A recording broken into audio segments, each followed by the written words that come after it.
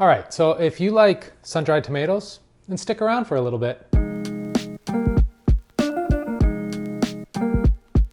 First things first.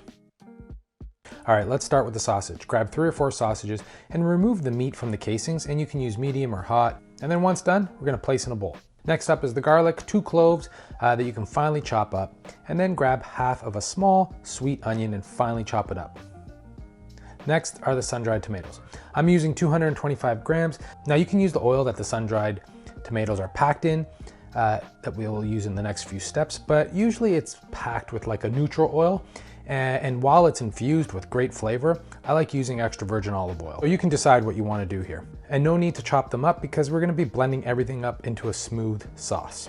Now it's time to cook. In a large pan on medium to high heat, add a drizzle of extra virgin olive oil, and this is just going to help kickstart browning the sausage. And we're going to cook the sausage until nicely browned and a little bit crispy, and you can break it up with a wooden spoon or a fork. And then once cooked, we're going to remove and set aside the sausage.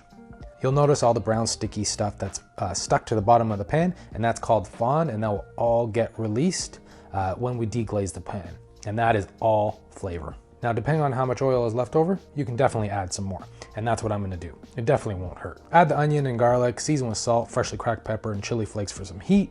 And now we're gonna create a hot spot in the pan and add a nice big squeeze of tomato paste. Creating a hot spot is a nice little trick to toast the tomato paste, and it helps get rid of that tinny taste that is always associated with tomato paste. We're gonna mix it all up, add the sun-dried tomatoes in, and now for some red wine. A nice big pour will do the trick, half or full glass, and let the wine reduce and cook out. You'll also see the fond that will get released from the bottom of the pan that I spoke about earlier, and that's just more flavor that's gonna get into the sauce. Time to blend it all up into a smooth, creamy sauce. Now we're gonna start with a bit of water, adding more as you blend until you get the consistency that you're looking for.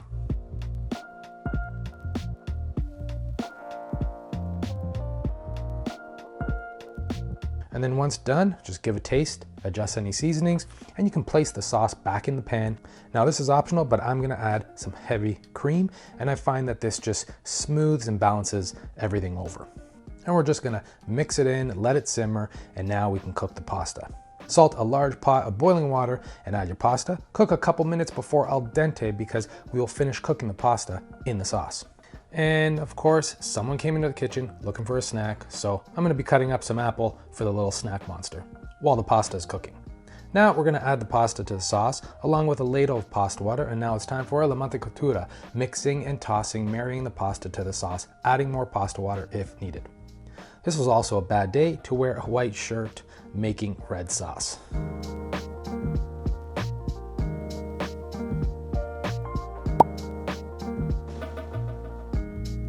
And now we're gonna add the sausage into the pasta along with as much fresh torn basil as you like, and of course some cheese, Reggie, Parmigiano Reggiano finely grated as much as you like. Mix and toss everything together, plate it all up, top with some extra sauce, and of course some more Reggie, and bring it to the table. Now this is a comforting plate of pasta. You get bold and richness from the sauce with the red wine, the sun-dried tomatoes, the tomato paste, the sausage. You blend it all together, create a creamy sauce. This is perfect for cold weather. I hope you give this one a go. And as always, the full recipe is in the link in the description below. Please like and comment. Don't forget to hit that subscribe button. And until next time, ciao.